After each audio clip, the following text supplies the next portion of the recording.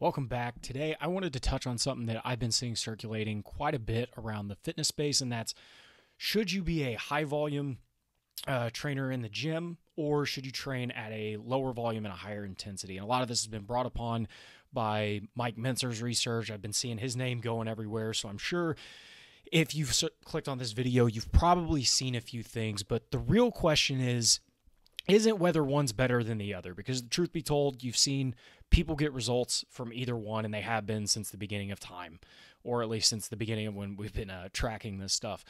But I think one of the big questions people have is, is a bunch of volume even necessary to get, big gains in the gym and to get yacked?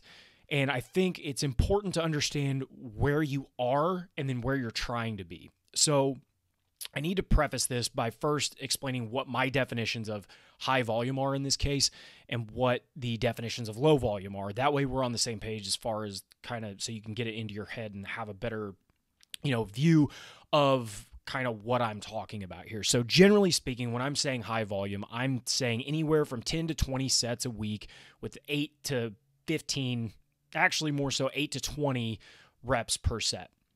And then with the low volume, high intensity being 4 to 6 insanely high intense sets with about 4 to 8 rep range.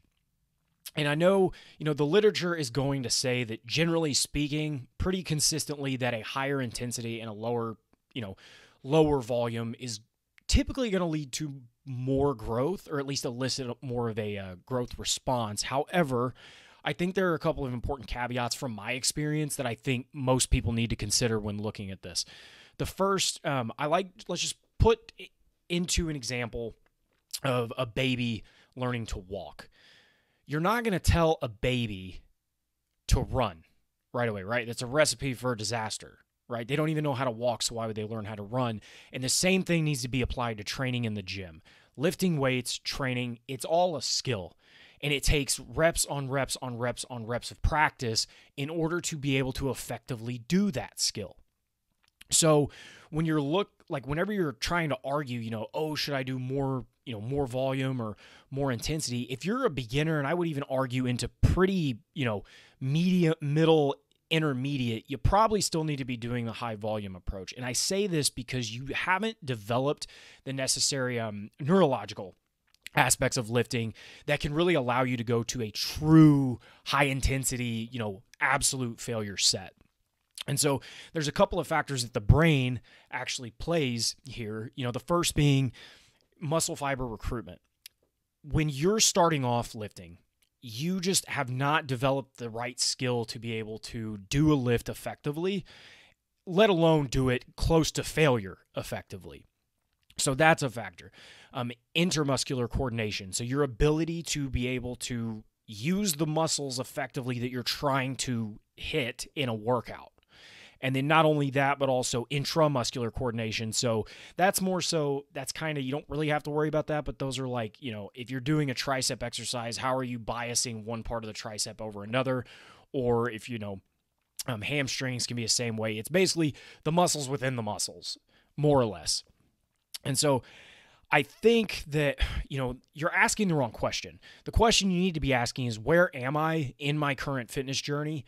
And do I have the necessary neurological connection to my muscles to be able to take them to absolute failure efficiently? Because at the end of the day, what grows muscle is mechanical tension. However, getting the proper amount of mechanical tension requires years of practice. And I'll explain this through kind of my powerlifting journey. I've been able to squat 745 pounds, deadlift 725, bench 425, been considered elite international, for the numbers that I did put up. And, throughout that journey, I was pretty high volume up until about the last year. So the, years leading up to whenever I did basically really only 1 to 2 insanely intense sets. All before that was, 4 sets a week, 4 sets a session of a certain exercise. I'm talking 20, 25, sets a piece per whatever body part I was going for. And, I didn't really learn how to efficiently use those movement patterns to get the response I wanted until I had spent the years of high volume to actually develop that specific skill set for that lift. And the same thing can be applied to bodybuilding here. If you're trying to do, let's say you're wanting to grow your back. Well, if you don't know what it actually feels like to really use every bit of the muscle, and you're just kind of doing half-assed rows, and you're doing 3 sets of 10, not even close to failure, and you don't even have the proper mechanics to do it, you're not going to elicit the same response as somebody that's been doing it for 15 years and can actually hit the target muscle that they want to every single lift. So it's really important for, if you are a noob in the gym, I'm always going to recommend, I think you should try high volume. And whenever I say high, I mean 3 to 4 sets, anywhere from 8 to 12 to 20 reps, focusing on your technique and really honing that in, and, stopping about, 1 to 2, maybe 3 reps shy of failure before you get to pushing it. Because whenever you get to, pushing yourself at those super intense levels, your risk of injury is going to go up. And you want to be able to make sure you can control the weight through all aspects of a lift before pushing to the point that, to that high intensity that a lot of these studies are showing. What you have to consider whenever you're listening to people like Mike Mentzer, talk about everything they did, he'd been training for a long time, and he trained with the most advanced lifters in the world. So yeah, like Dorian Yates is an example. Of course, he went freaking hard all the time and only did, 1 to 2 sets to absolute failure, but he's been doing it for so long that he knew exactly what he needed in order to elicit that growth response. And I believe that's the same for anybody. Even Sam Sulek, he, absolute failure every set, does 1 to 2 sets, but he's been doing it long enough and he's advanced enough to be able to effectively do it. But you've got, people that can't even squat 200 pounds that are talking about, intensity. It's like, you haven't earned the right to train that intensely. You have to earn your way to be able to train there.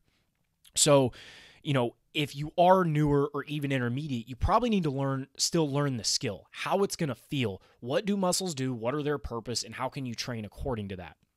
I actually have an example here that I'm going to show you from a lat exercise example that I did. So if you look first, the primary purpose of the lat is to extend the shoulder.